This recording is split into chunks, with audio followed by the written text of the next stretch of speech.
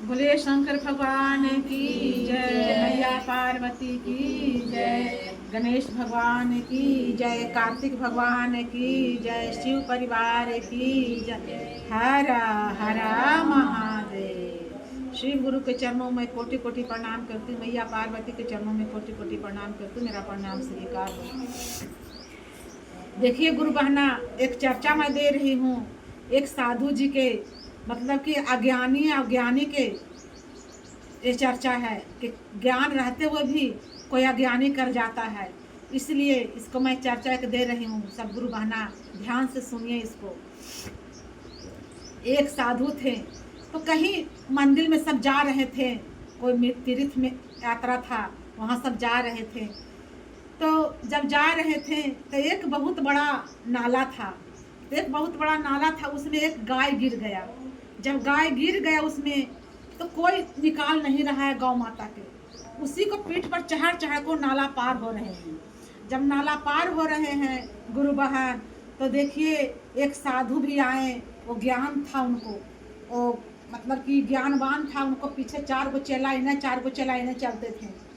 वो ऋषि भी, महर्षि भी, वो ऋषि जी कुछ देखे नहीं और नहीं सोचे कि गाय गिरा है, ये गाय गिर गया है नाला में, तो ये गाय का निकाल दें, चाहे निकलवा दें किसी से। वो भी नहीं किए, लेकिन उस गाय पर वो भी ऋषि जी पैर रख करके पार हो गए। जैसे ही पार हुए वैसे ही वो गधा बन गए, ऋषि जी गधा बन गए। उनका चेला जो थे वो पार हो गए थे पहले, उनका तो क्या कुछ पता नहीं है, वो तो अज्ञानी था, इसलिए उनको पता नहीं था। और ज्ञानी तो थे ऋषि जी जो गधा बने। तो सब चेला देखने लगे, अरे हमारे गुरु जी चेला से गधा बन गए, हमारा गुरु जी गधा बन गए। सब करने लगे। अब गधा को पकड़ करके बैठे एक जगह कि अब क्या किया जाए, अब ये गधा है तो हम कैसे क्या करें। तो गधा को गला में गमछी लगा करके उनको पत्नी के आगे ले गए। तो पत्नी बोले कि से ये गधा को क्यों लाया है मेरे पास, ये गधा को क्यों लाया है मेरे पास, ये गधा को उधर बांधो। तो चेला उनको बोले कि नहीं, ये गधा नहीं है, ये आपका पति है। बोले कि मेरा पति, ये गधा कैसे बन गए मेरा पति। बोले कि हाँ, ये गधा बन गए हैं, अब इसको निवारण कीजिए। तो गुरुआन बोली कि हम कैसे निवारण करें, क्या करें। तो बोले कि ठीक है, चलते हैं, इसका निवारण करते हैं। एक मंदिर में बहुत ज्ञानी संत थे, तो जब संत थे तो उनको पास उसका पत्नी गधा को लेके गए। बोले कि प्रणाम गुरुजी।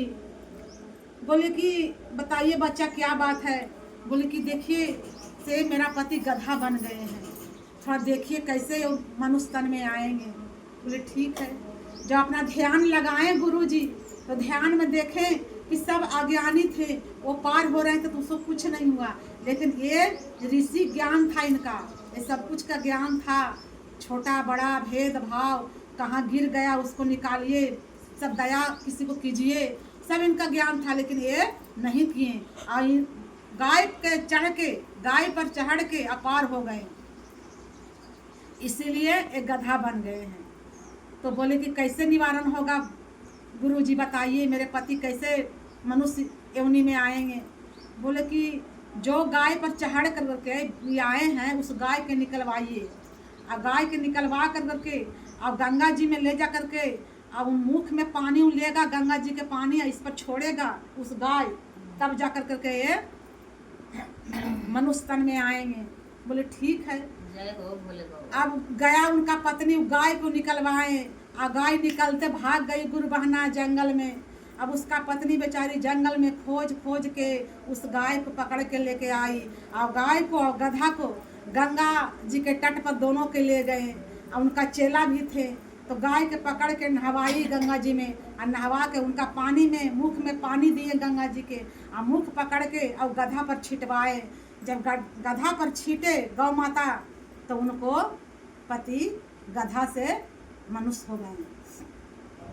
जब मनुष्य हो गए तो गुरु बहना देखिए अपना गौ माता के पैर पर गिर गए कि हे गौ माता, हम तो ज्ञान हो के भी अज्ञानी है, इसलिए ज्ञानवान हो के भी अहंकार नहीं करना चाहिए।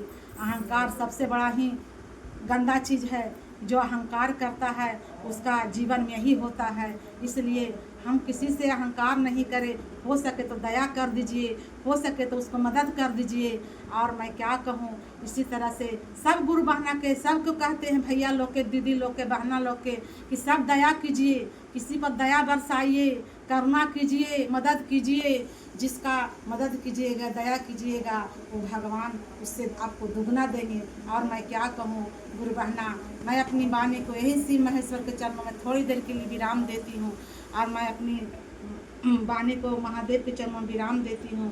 गलती सलती को क्षमा करना, भूल चुक के माफ़ करना। मैं अज्ञानी हूँ, मुझे कुछ ज्ञात नहीं है। हर हर महादेव।